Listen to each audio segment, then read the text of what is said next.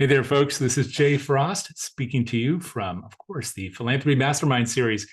Really happy to have you here. Today is going to be a fun day. We're going to be talking a lot about something which is somewhere between the mystery of current philanthropy and the thing that's affecting each and every one of our organizations. And that's, of course, donor advised funds. So in order to contextualize that and make sure that you're a part of the conversation, not just receiving all this great information you're going to get from our guest today, I want to make sure you're really in the fabric of this conversation. And you can do that by doing what so many of our friends are already doing, and that is to join the chat. And I'm loving this. I'm not even going to bother to read all the names. I just want to tell you how much I appreciate the fact that you're already there saying hello, telling us where you're from, which part of the country, which part of the world, and we have both frequently today. If you'd like to also tell us maybe which organization you're with, what you do, any of that information could be really helpful to our guest.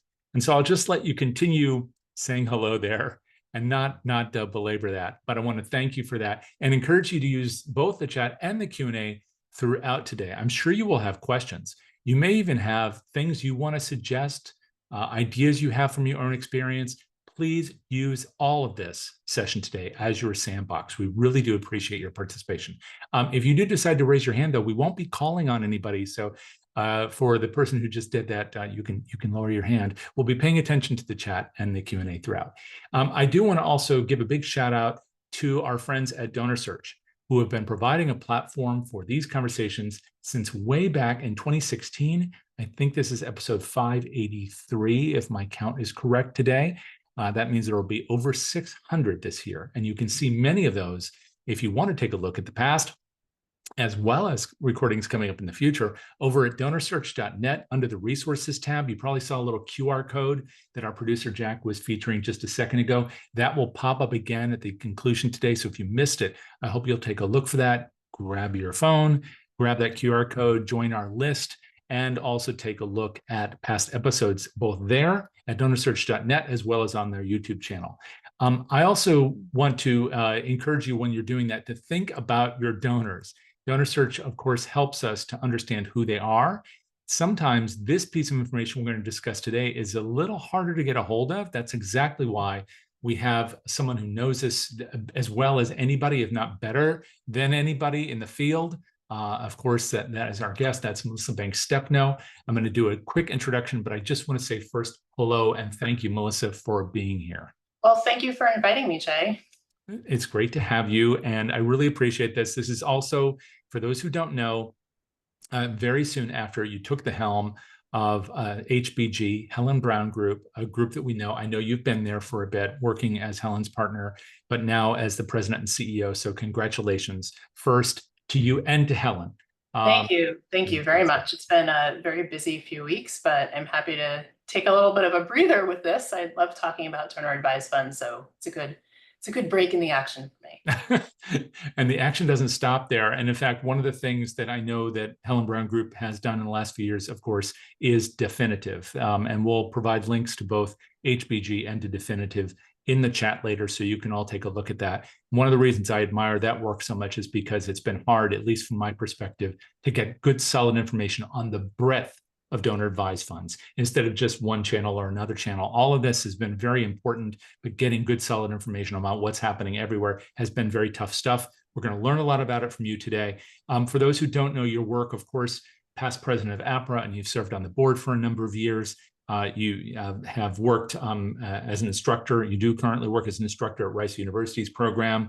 You've been at Blackbaud, at Conterra, all the way back to Boston U back in the day. So a good 20 plus years. And yes, I do remember meeting you back at that APRA conference. So yes, and the bus ride, the bus tour of Washington.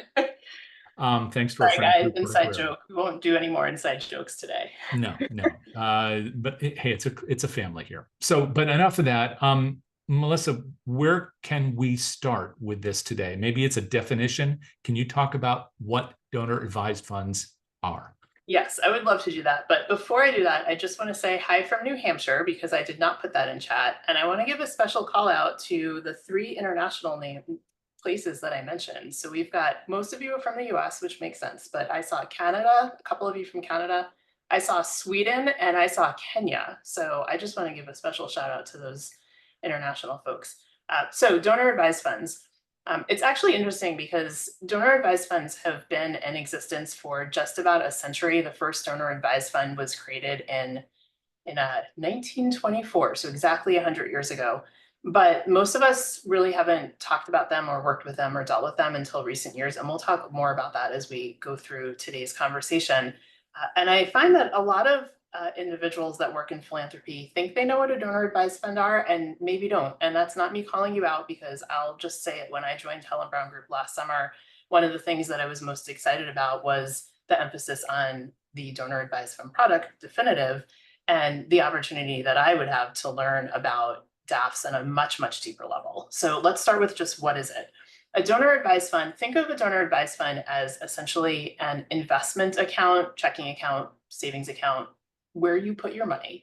Think of it as an account that usually a person, but it could be a group of individuals or a company, couple, usually the more couples, establish with the sole purpose of setting assets aside for philanthropy. The donor advised fund is always managed by what's called a sponsoring organization. And the sponsoring organization is a nonprofit in and of itself. Community foundations are the most frequent type of sponsor. There's also a lot of sponsors that are affiliated with financial services firms. So if you think of Fidelity or Vanguard or Schwab, they all have nonprofit entities that manage their donor advised funds. And then there's also what I call single issue sponsors, which are more centered around a particular type of mission, like a university or like a cause-based organization. So a donor will decide that they want to set up a donor advised fund. They want to set up this investment account with the sole purpose of putting money away for philanthropy. And they will effectively contract with a sponsor organization to manage the funds on their behalf. At the time that the donor puts money into their DAF, they get a tax deduction. And the reason why that happens is because they have just made a gift to a nonprofit organization, the sponsoring organization. The sponsoring organization then becomes the legal fiduciary or owner of those funds, and the donor becomes the advisor, thus donor advised fund. While the money is sitting at the sponsor, usually the donor has some investment options, or the sponsor tells them what the investment options are. So the money will grow with the market, however it's invested. And then when the donor decides where they want to give their gift to, they will tell the sponsor, and the sponsor will distribute funds to the nonprofit. Sometimes that happens very quickly. Sometimes that takes a little bit longer. It really depends on the donor and the circumstances. And we can talk about that more if you want to as well. But keep in mind that, again, I'm going to say it again, once that money goes to the sponsor and sits in the donor advised fund, it's when the tax deduction happens, it is no longer legally the donor's, but it is the sponsor's effectively responsibility and charge to then distribute the funds as the advisor asks them to. And it's become much, much bigger in recent years in terms of popularity and in terms of market share, which is, I think, really why we're having this conversation today. Can you talk a little bit about market share? Because it is huge. It's very huge. So right now, donor advised funds make up about a quarter of all giving in the United States. There are donor advised funds or sponsor organizations that manage donor advised funds internationally as well. It's quite popular in Canada. There are in the UK and in some European countries as well. But here in the US, which is where most of my expertise comes in, it makes up about a quarter of all US giving. So it crossed $50 billion, 50 with a B, billion dollars, for the first time in 2022. And the number of donor advised funds has really skyrocketed as well. There's about 2 million donor advised funds in the country at this point. And I think it's really the velocity of the number of funds and the growth in the dollars that are coming out of the funds that is really why we're starting to talk a lot more about it today than we did even just a few years ago. So what does that break down to in like an average fund, or is there a floor and a ceiling? Because I know that in the past you had to have a lot of money to set up one of these things, but now maybe not so much. You are absolutely right. Maybe not so much. Maybe you do, maybe you don't. So when you look across the United States, and there's a number of research studies that I can point folks to if you want to read more about it, But when you look across the United States, the studies that look nationally, average assets in donor advised funds are about $117,000. So I'll just throw some resources out there. And then at the end, I'll give you a link to where you can find links to all of these resources. But National Philanthropic Trust puts out a study, usually in November, that follows the donor advised fund market. And it's really a meta-analysis across the industry. So they're the ones that say average funds about $117,000. Here's the really interesting thing. That number has actually dropped in recent years. It was over $200,000, maybe like 10 years ago. And one of the reasons why it's dropping is it's simple economics. The more people that put money in donor advised funds, the more sponsors that have the availability to open DAFs. It's really starting to permeate throughout the country and throughout society and come down from just something that perhaps high net worth philanthropists are doing. I will say though that average, you got to dig into that a little bit more. And one of the reasons why you need to dig into it a little bit more is it does vary quite considerably depending on what sponsor is managing a specific donor advised fund. Some sponsors have minimums that they put in place, and they will say, if you want to open a fund with us, you need to have a minimum of X dollars in that fund. Other sponsors don't. So Fidelity, for instance, Fidelity is the largest sponsor in the country. They have, I think, something like $35 billion under assets. Their individual report, so if you just look at their report, is way lower than $117,000. I'm blanking on the number, but I'm going to cheat. I'm going to look at my stats. I'm going to tell you guys what the number is as we're talking. So the average for Fidelity is going to be lower than, let's say, Vanguard. Why do I pick on Vanguard? Vanguard has a minimum in place. Vanguard used to say you have to have $100,000 to open up a fund at Vanguard. Now they say $25,000. But either way, there's an assumption that there's some level of capacity. We're philanthropist, where we work in philanthropy. There's some level of capacity and some level of assets if somebody has a fund at Vanguard. The largest ones that I know of say $1 million. So there are actually some sponsors out there that say, if you want to open a fund with us, you need to invest at least $1 million. And that's why the 100,000 scale of average can skew quite broadly as you start to look at it on a more micro level instead of macro level. You may get to this later, but I'm verbalizing this mainly so I'll remember, but also you have a chance to talk about it now or later.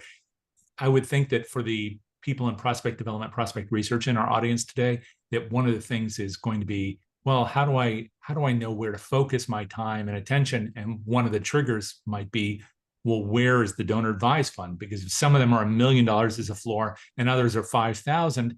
I mean, we love all of our donors, but we only have so much time to do certain kind of research or major gift development or marketing. So can that be used as an information piece? And are you going to talk about now, or do you want to save that for later? Let's just talk about it now. So I think there's a couple of things that come into play. One is that, and I'll probably repeat this a couple of times, so I apologize to everybody for that. But one is that if you see that a donor has a donor advised fund, the one thing that you know for absolutely sure is that they are philanthropically minded. They have made a decision to put their assets into a fund that is designated 100% for the purposes of giving it away to nonprofits. They haven't just invested it in some hot stock that they think is going to take off, or just decided to, buy a material item that's going to depreciate in value over time. So you know that they're philanthropic. What you don't necessarily know is if they're a major gift prospect, no matter how you define that, whatever organization you're at, or what their capacity is. And there's a couple of reasons for that. One is that if someone is giving through a donor advised fund, even if they're making, let's say, $500 gifts out of that fund, you don't know what they're doing outside of that fund without additional research. So you may look at a fund and say, oh, well, they're giving lots of $500 gifts. They're not a major gift prospect. And you might be excluding the fact that they're making major gifts through other assets that they have, or they may even have a private foundation or a family foundation off on the side. About a third of the families that have private foundations also have donor advised funds. So keep that in mind. There's a flip side too, though. I talked about the minimums. I'm actually going to drop into chat a little bit of a bit.ly link here. And what this link goes to is a site that we maintain at Definitive. It's open to the public, and it tells you what the minimum investment level is for a few hundred of the largest sponsors in the United States and a few international ones as well.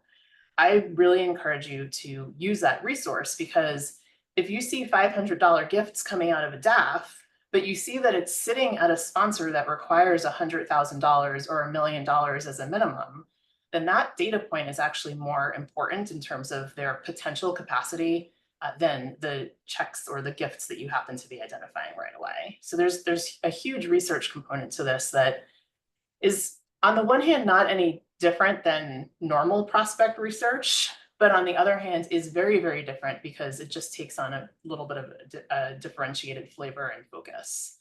I'm guessing there's a lot of researchers on the website. Well, in fact, we didn't set up a poll for this. So maybe we could just take a breather for a second, ask a couple questions of the folks who are in the room with us, but you can't hear. So I'd love to know if people would just answer this in the chat, what your role is in your organization. Just, give us a title or whatever you want, but that would be very helpful to know. So just go right ahead and write that in if you're in prospect research, major gifts, whatever it is, doesn't matter. And we've got lots of different roles here. So take a look along with us and you can see that it's very broad, from CEOs to development managers, development directors, annual giving folks, major gifts, again, prospect research coordinators, lots of different roles. Very helpful. I have another question too, and feel free to just keep answering.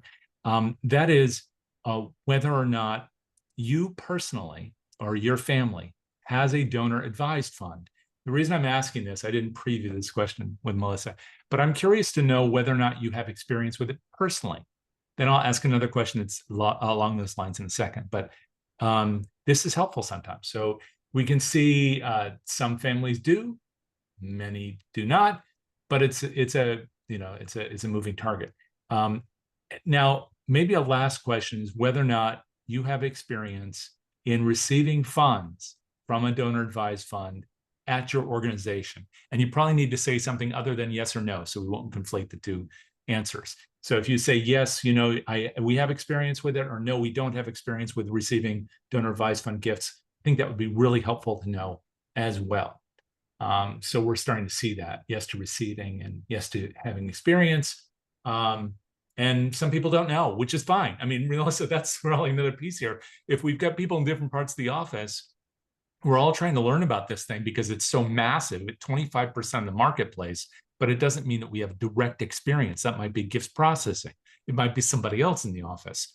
How do you make sense of what you're seeing in the chat when you think about these issues? Well, I'm going to just take one sidebar before I go to the chat. Someone asked in Q&A if there's going to be any slides, and no, there aren't. We're just having a nice, friendly conversation today.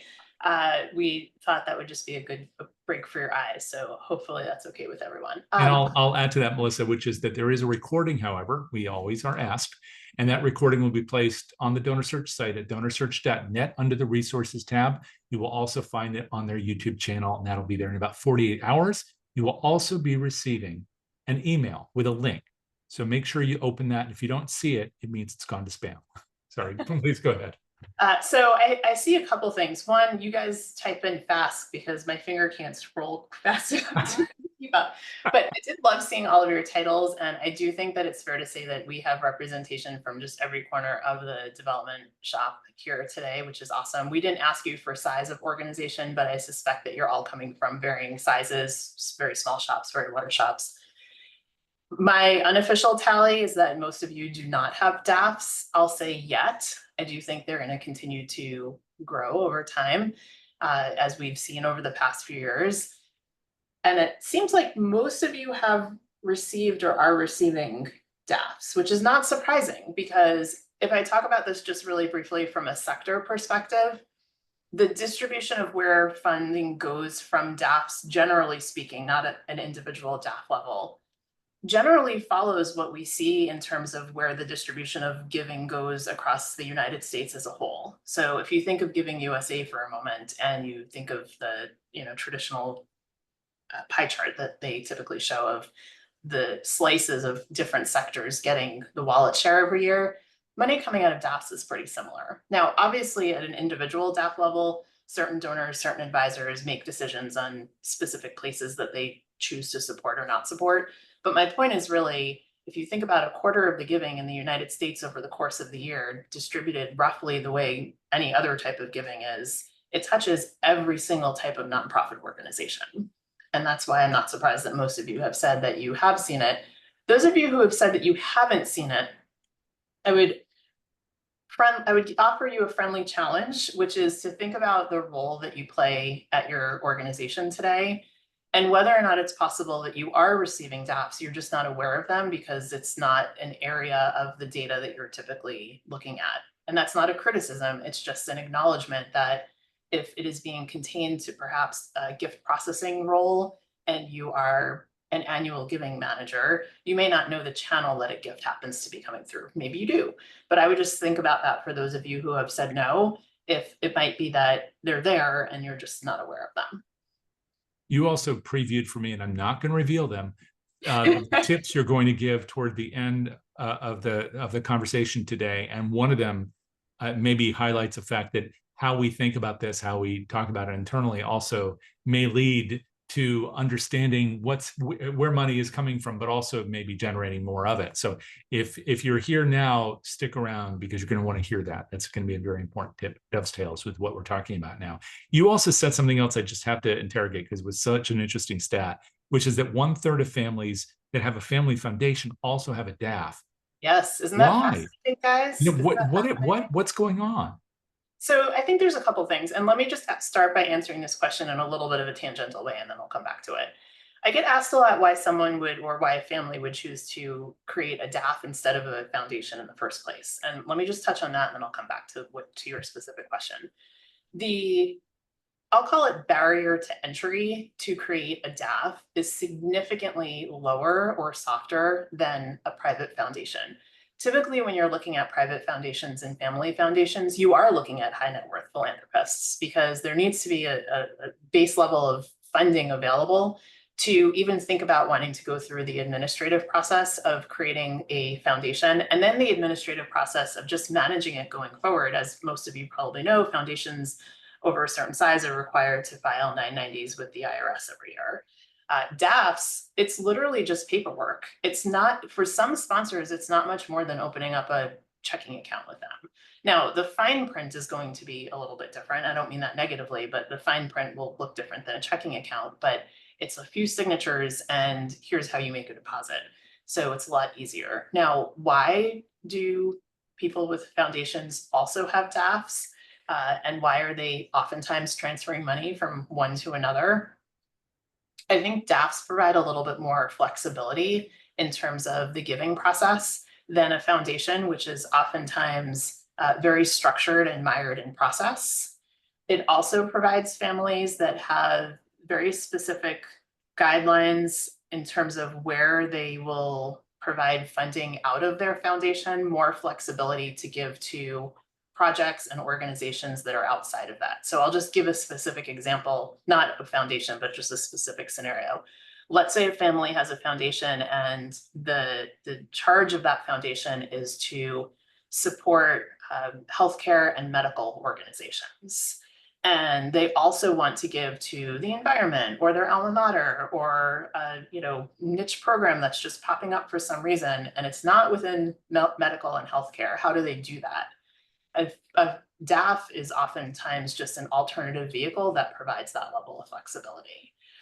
I will say on the negative side, and I think this probably comes through or I wouldn't be here, right, is I am a pro DAF person. There's a little bit of controversy about DAFs right now in the market. So I will just say that there is a minority of family foundations out there that essentially use their DAF to meet the distribution minimums for their foundation. So if you follow the data, they're basically every year just transferring 5% of their foundation to their donor advised fund, and that's all they're doing. And to me, that's not in the spirit of why DAFs exist or why philanthropy exists in the first place. But there is that component to it as well. Wow. Yeah. I always thought that controversy was mainly about payout rates, and then we've had people who have pointed to the fact that, like National Philanthropic Trust, saying that, well, no, the average is 20%, and at a foundation it's only 5%. But you just gave another reason why there continues to be controversy about this as an instrument of giving. Yeah. Yeah, could we just talk about those payout rates just for a couple more Please. minutes? So you already gave the statistics, but I just want to kind of repeat them again. So for foundations, there's a requirement that you give out 5% every year. Most of us know that. There is no minimum requirement for donor advised funds. And there is a lot of criticism for the critics. There is a lot of criticism that the challenge with donor advised funds is it becomes a place to park money and it's not actually getting out to the nonprofits themselves. Now, I know I said the sponsor is technically a nonprofit, and it is, but it's really just a holding tank until the money gets distributed out to a particular mission or cause or receiving nonprofit, right? But when you look at when you look at the data, and the National Philanthropic Trust is really one of the best places to do this. There are some others too, though. The payout rate for DAFs is actually higher than the payout rate for foundations. Typically across the entire industry, it hovers around 20%. Ebbs and flows a little bit. Interesting that ebbs and flows a little bit with the stock market. So in years where the S&P 500, the Dow Jones is up, the percentages go up a little, and reverse. But if you, again, everything to me is macro level and micro level, right? If you look at it on a slightly more detailed level, depending on what type of sponsor it is, sometimes those payout rates are even higher. And Fidelity, actually, in their report, they have a statistic that says effectively within 10 years of putting money in a DAF, 89% of the funds have been distributed out to nonprofits. So 89% is just phenomenally larger than what we see coming out of foundations. It's tricky because there are so much of this is very clear when it's communicated, but it seems like one of the other criticisms is about transparency itself.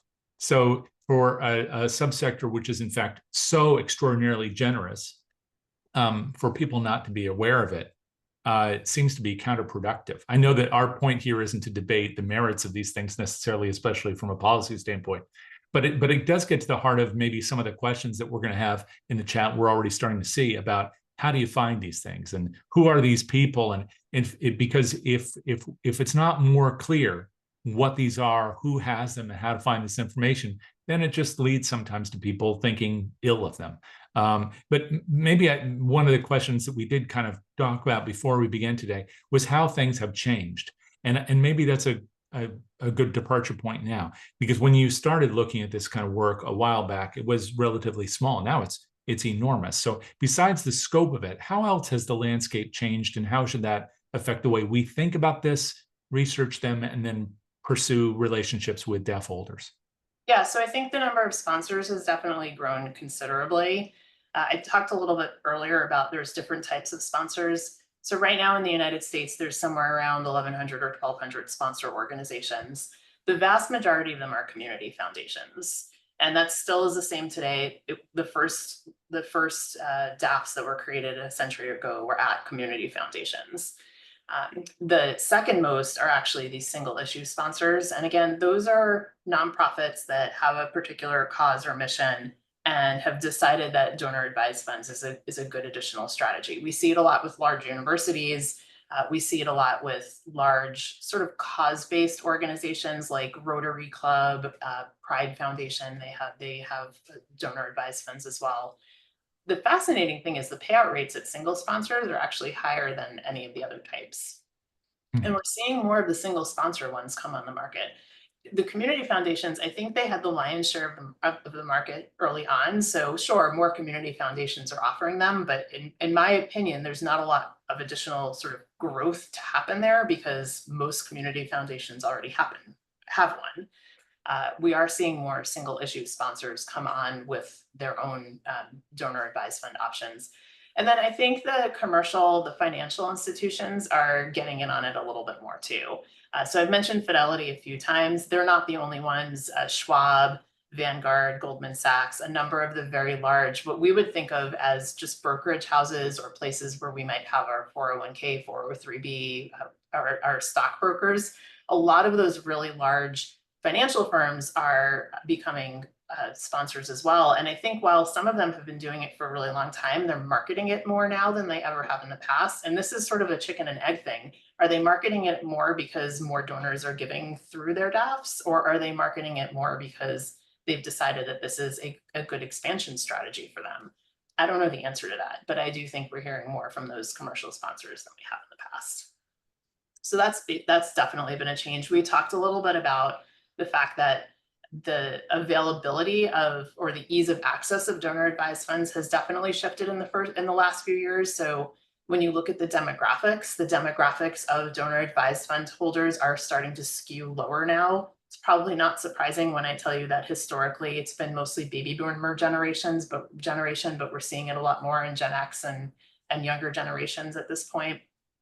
And as I said, just from like a socioeconomic, from a financial perspective, we're seeing it a lot more with donors who are what we would consider average donors for our nonprofits, not necessarily major gift prospects. So I think there's the caution there is don't make an assumption that someone definitely is a major giving prospect because they have a DAF, but also it's not to say that they necessarily aren't. It's a little bit more complicated.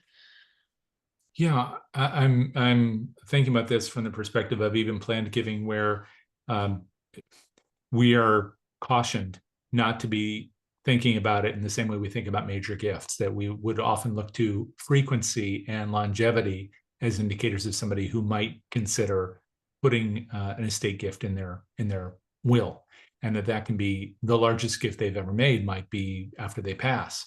And I wonder if maybe a DAF that sits there for a long period of time might also be another way that people that do make that kind of decision, that it's that these gifts may be small today, but they may not be small tomorrow. Yeah, and I think there's two directions that I can take that in. One is we've talked about National Philanthropic Trust a few times today. I want to just give a shout out to Chariot. They are a technology provider in the DAF space, but they just put out a report. So we're recording this in August 2024. They just put out a report a couple of weeks ago about donor advised funds. And what they did was, rather than going through the sponsors to get the data, they worked with a number of nonprofits. So they're getting data directly from nonprofits. And one of the really fascinating things that came out of that report, in my opinion, is that when you look at retention for those nonprofits was a lot higher amongst their donors who were giving through donor advised funds than donors who are giving just single annual fund gifts. So I think there's definitely a stickiness that we should be thinking about. When I read the statistic around this in the Chariot report, which again is specific to donor advised funds, where my head went immediately was to some of the work that I've done in the past around monthly giving programs and sustainer giving programs, because the common thread line with sustainer programs, is that retention is typically higher, lifetime value is typically higher. They're much stickier relationships than someone who writes a check or just goes online with their credit card once a year. And it seemed very similar to me with the staff. So that's, I think, just an important stewardship piece and maybe upgrade strategy for nonprofits. But I think the other piece, Jay, to your point, is we have to think a little bit about the motivation of why someone is setting up a DAF in the first place. And we're not going to find this written down anywhere, but there's two studies that I really like in this area that were done completely independently, but came to what I think were very similar conclusions.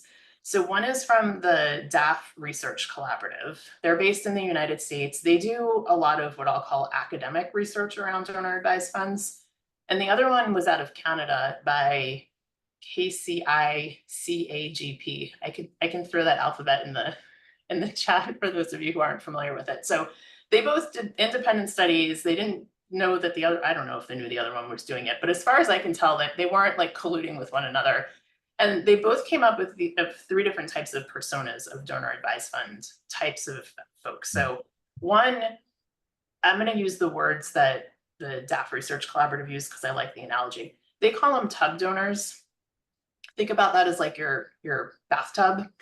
These are donors who use their DAFs like a checking account. They put the money in and the money flows out. They put the money in, the money flows out. It's a very transactional thing that they're doing with their donor advised funds. Oftentimes you find it comes from appreciated stock. So maybe their stock appreciates or they get a bonus at the end of the year and they dump it into their donor advised fund and then they spend it out and they do it all over again. The second is what they call tanks. So bigger, right? These are more like savings accounts. They're more likely to be funded by a very large not common liquidity event. Somebody sold a business. Somebody was an executive at a company that IPO'd. And they're looking for more of like a longer term strategy, not super long, but longer term strategy. And then the last are what they call towers, which are more like endowment funds. And I think this gets to your point where there is, it's the smallest by percentage, but there is a set of donor advised fund donors who are thinking of their DAF kind of like a nonprofit would think of their endowment. They are funding their DAF with a long-term strategy to allow that money to grow and to maybe not use it right away, but to be really thoughtful and long focused about how they want to make a super big impact down the line. We also see this happening quite a bit with intergenerational transfer of wealth, where the elder generation, the baby boomer generation, has set aside a fund that they will then leave to their children or even their grandchildren, so that there is a funding source to make philanthropic gifts for the future generation. So that, again, you're not going to see tubs, tanks, and towers anywhere, right? But I think the psychology of the rationale of why it has been created goes a little bit to how quickly that money is flowing in and out and what's happening with it. Although Tubs, Tanks, and Towers sounds like a new show for HGTV or something, or, diners and dives and Tubs, Tanks, and Towers. Well, so there's a lot there and a lot of information. We also have a lot of great questions, but I know you have some things that you still would like to share, and you have some tips. So where would you like to go from here in sharing some of this and thinking through some of this with these folks? Let's go to well, let me just make one other point, which actually does go to something that's in the Q&A, but it's something we haven't talked about yet. And then I'll give my 5 tips out to everyone, and we'll focus on Q&A. So I didn't mention this earlier, but it definitely bears mentioning. One of the real benefits of donor advised funds is that because of the relationship with the sponsor organization, it makes it significantly easier to give non-cash assets. And this is particularly true for the smaller nonprofits that are on the phone. I mean, it's fine for any nonprofit on the phone, on the webinar. But when you look at the money that's flowing into donor advised funds, the majority of it is actually non-cash gifts. And of that, it's frequently stock, but it's also things like, this goes to the Q&A, the person that asked it. It's also things like cryptocurrency, Bitcoin, real estate, basically anything that you could think of wanting to give.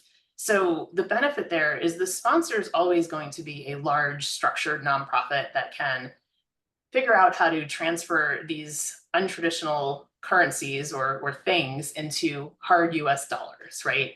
And then the hard US dollars is what goes to the nonprofit. So for smaller nonprofits, this could be really attractive, because if you're a small nonprofit and you're thinking, oh, I don't want to deal with having to sell a real property in somebody's house, or I don't want to set ourselves up on a crypto exchange, encouraging giving through a DAF could actually be a way of opening up some additional funding sources for you. So there's a significant amount of non-cash assets going through it. The related thing is we also see a lot of international giving happening through DAFs. And the benefit here, I think, is for those of you who perhaps have an international focus, regardless of where you happen to be based, is let's go back again to the mechanics of how the giving works. If I have a donor advised fund with the J Community Foundation, when I make my gift to the J Community Foundation and it then gets held in my DAF, that is when I get my tax deduction. And then I reach out to Jay and I say, hey, Jay, I would like you to distribute funds to this organization that's doing really awesome work in pick another country.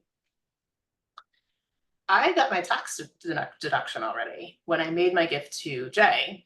I don't need to worry about whether or not that organization in pick another country is registered as a nonprofit there, or what my tax incentive might be.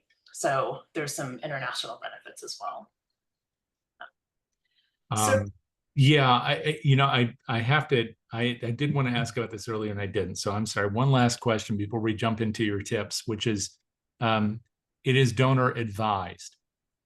So there will be people who say, well, that's fine. But does that mean they can really give where they want to give? And you just gave an example with international organizations. Do you have any sense about whether or not donors really have control over where the money goes, or how much is advice and how much is actually, you know? By and large, it is fully at the donor's discretion.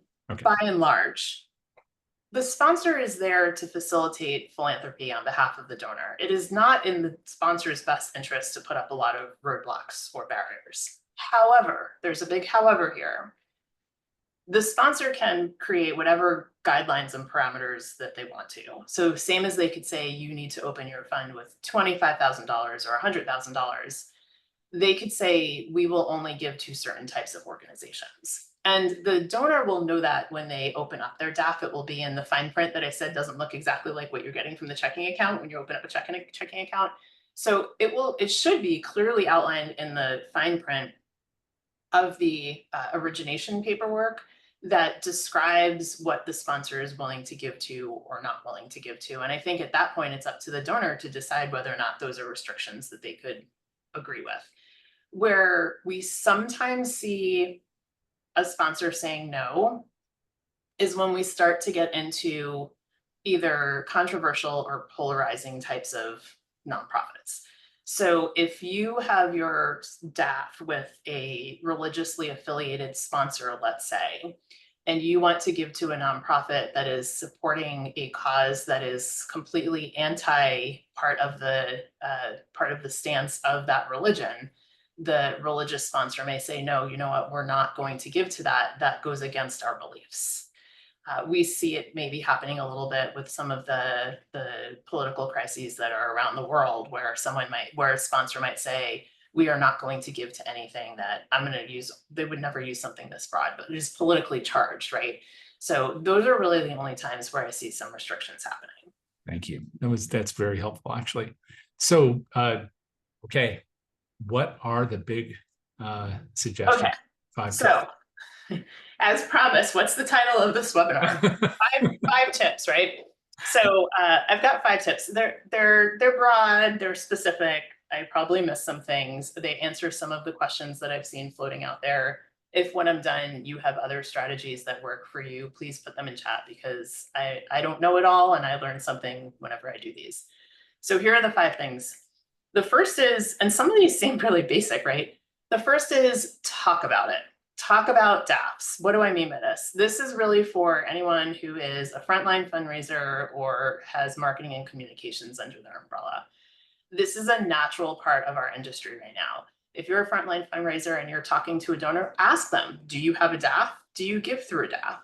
Marketing and communication strategy, talk about it on your website, that it's a type of giving channel that you accept. If you think of it as a giving channel, it's no different than, do you accept credit cards? Do you accept mailed in checks? Do you accept gifts of stock? Do you accept gifts from donor advised funds?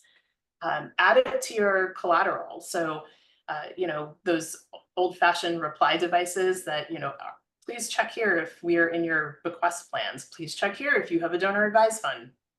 The more that you can just make this part of the natural conversation, I think the more you will be informed of who has DAFs, who's giving through DAFs, and the more you will see opportunities where folks then connect you and their DAF together. So that's number 1.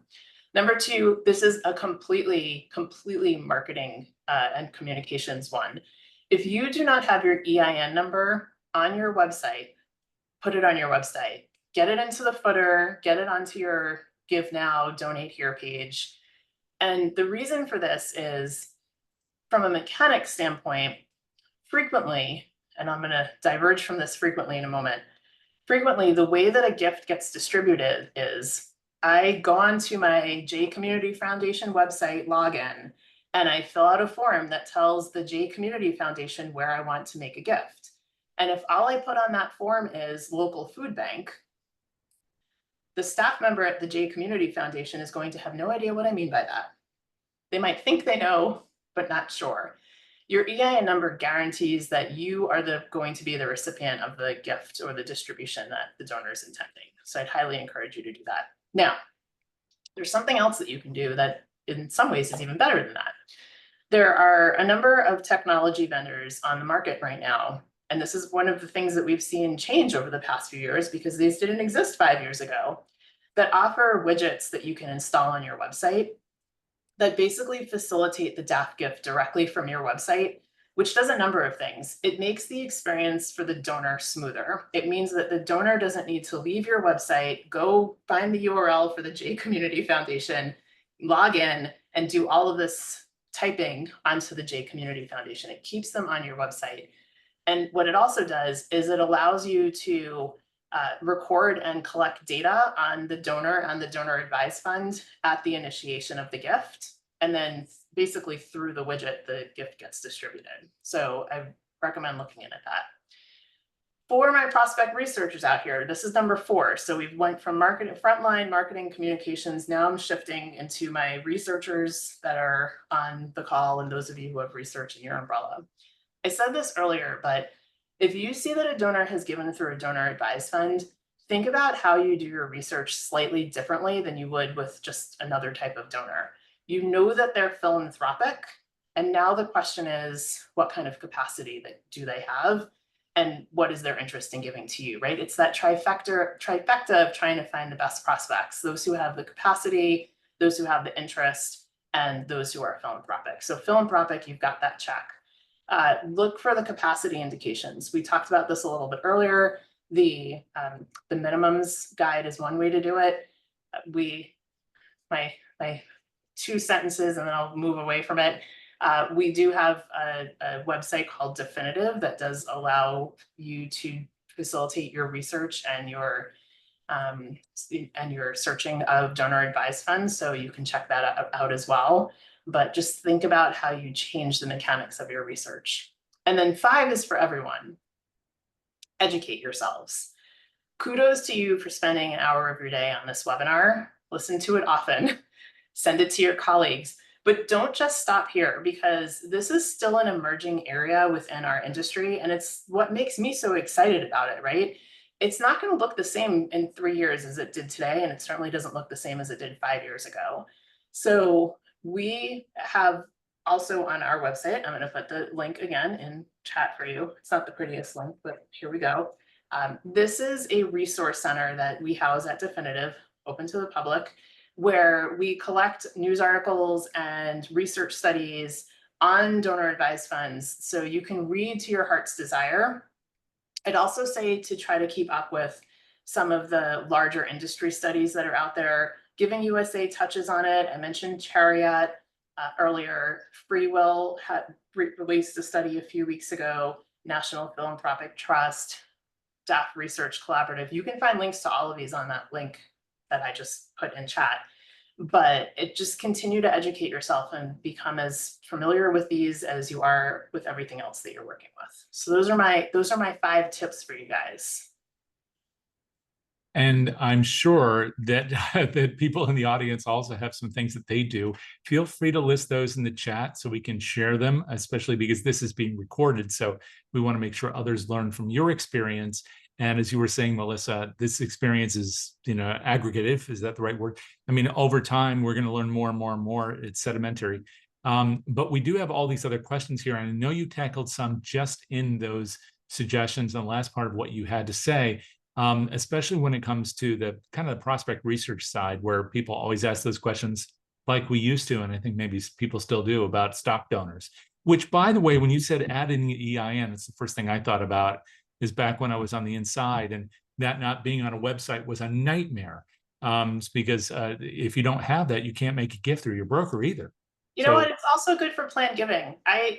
We just went through some estate planning, and it's funny because I work in this industry, right? So when my husband and I gave our little list of nonprofits to our estate planning attorney, I put the EIN number for everyone on there. And the response back that I got is, it's clear you work in this industry. Most don't do that. I can't tell you how helpful it is. We do have several people who are just saying examples of DAF widgets, better DAF widgets. Before you answer that, I just want to let folks know that this is, once again, being recorded. So you can look for this and share it with your colleagues, as Melissa just said, by going to DonorSearch.net under the resources tab and looking for that email coming to you. And you'll also see that we have a session coming up that I think dovetails with this on Thursday with our friend Barbara O'Reilly and a new friend of the series, who is Nicholas Kristock, talking about rethinking stewardship to create better donor experiences. And one element of this, of course, is the thing you talked about earlier on in your conversation with me today, Melissa, which is that this isn't just a one and done. This isn't like the person who gives once a year. These are relationships which really add over time and enable people to make greater and greater investments with us, including some people who then pass these DAFs on to their children or grandchildren. So stewardship is really key. But anyway, yes, so the widgets. The widgets. So, and then we can rapid fire through some of these other questions. A lot of you are asking about the widgets. So Jack's going to stick up in chat. There's 3 that I'm aware of. One is free will, one is chariot, and the third is the giving block. There may be others. If you know of others, please put it in chat. As I said, I don't always know everything. Frequently don't always know everything, but those are the 3 that I'm aware of. And I would say it's like anything else. Talk to the vendors, test them out, see what works best for you. So do you want me to just try to rapid fire through some of these questions, Sure, Jay? absolutely, please. Okay, I will probably miss things, so I apologize for that. I'm going to start with the stuff that I see in Q&A, and then I'll go over to chat. So donors that make gifts via DAFs but are anonymous, how do you find these individuals? This is a soapbox of mine, so I'm going to try to make this as quick as I can. I think there's 2 camps here. There are donors who are giving through their DAFs and intend to remain anonymous. And there are donors who give through their DAFs and don't think that they are anonymous, but you can't figure out who they are. Those are 2 different things. If they want to remain anonymous, that is one of the beauties of a DAF. It gives them a way to do that, and it's the same as any other anonymous gift. It's not really our place to figure it out because they don't want us to know who they are. I think the bigger issue is that there are donors that give through their DAFs and they don't realize that it is difficult for us at the nonprofit to figure out who they are as people. And I actually am hopeful that this is one of the areas that the industry will solve in the next few years. I think this is an unintentional technology gap as we look at the gift as it starts upstream with the donor and then moves downstream through the sponsor, through some electronic process into the nonprofit organization, where the sponsors may not be providing the information to you that is most helpful to you. And again, I'm not blaming the sponsors here. It could be very unintentional, but it is a challenge right now. And I know that there's work being done at some of the sponsor organizations and through some of these technologies to solve it. The widgets are one of the solves for this. There was a question about whether or not an individual has to open their own DAF or if they can donate through one that has already been created, formed. The answer is maybe yes, no. It depends on the DAF. So some DAFs do accept funding from anyone that wants to give into it. Others are what I'll call closed and doesn't. So it really depends on the donor advised fund. And then the last question, well, maybe there's not the last, the second to last question that I see in Q&A, and then as I said, I'll go over to chat, is how do we advertise on our website that we accept DAFs? I'll just stop there for brevity. Simply say it, right? So somewhere in your website, it probably says, click here to donate online. If you prefer to give offline, here's our mailing address. It's just another thing. Like we give through we accept gifts of donor advised funds. Here's the information that you should be giving to your sponsor should you want to give through your sponsor site. Or I know I keep going back to these widgets, but the widgets is another solution as well for that. And then do I suggest that a nonprofit reaches out to DAF managers, advisors to share missions so that they could advise their clients? This is a fabulous question. And I think there is more success here with the single issue sponsors and the community foundations than there are with the big financial brokerage houses that are also sponsoring DAFs. It's the financial firms are doing this as another financial vehicle to offer to their clients. Sure, there's some philanthropy in mind and altruism in mind, but at the end of the day, it's another financial vehicle. Particularly if you're a community-based organization or you're a localized organization, building relationships with your community foundation is fabulous. I'll give you one example here. I know of an organization, it's a hospital, that invited the community foundation into its facility to do like a walking tour of here's our state-of-the-art stuff. And before the community foundation went into that hospital, the hospital did research to try to identify as many people as it could on their donor file that had donor advised funds with the community foundation, to then say to the community foundation, like, here are 5 people that we would really appreciate you introducing us to that are already giving to us. So quick answer to that one, but I think it can be successful in the right situations. I will caution you that not all sponsors are willing to engage in that type of environment. And Jay, check me on time at some point if you need to. Well, I think probably we can take one more, and the reason I say that is because I'd rather leave people hungry. So one fact I want to give them before you pick your final. I know what it's going to be of the because I see it day twice in here. is how can people find out more about your work? How can people follow you? Because look, you've been doing this. I just want to say thank you to you, because you and the other people on the APRA board, other people who have been in the field for a while, you're doing a lot more than just doing a webinar occasionally for us. So I want to thank you on behalf of all of us here for the work you do. But how can people follow it today? How can people find out more about Definitive, HBG, and just follow you? Follow me on LinkedIn. Definitive and HBG both have LinkedIn pages as well. Obviously, we've got websites as well. Those are the best places to find me and to find us. We can get contact information out to you guys if you need it. But Helen Brown Group, Definitive, and Melissa Banks-Stepnow on LinkedIn, you should be able to find all of those. Okay, so here's the last one. Can pledges be paid through DAFs? I've seen this like 3 times in today's session. The answer is no. Pledges cannot officially be paid through a DAF because the pledge is a promise between a person and a nonprofit. And the money that is sitting in a DAF is not legally the person's anymore. It is legally the sponsor's. So there are some ways around this. Instead of wording it as a pledge, you can word it as maybe an intent. But officially, pledges cannot be paid through DAFs. Neither can things like event tickets or any other types of giving that gives a person a tangible benefit, because again, the benefit should go to the sponsor, and that doesn't really make sense. I'm just excited. I just whacked my mouse across my desk. Well, as long as it's not a real mouse, I guess everybody's fine. Melissa, again, thank you so much for this. I want to thank everybody here. I want to encourage you to follow the work that she does. Come back for the next session we do in this. Hopefully we can encourage Melissa to come back again. You may see her at APRA if you're going to that conference. If you're not, shame on you. You can always attend that conference, at least in part virtually. So that's another great thing to do.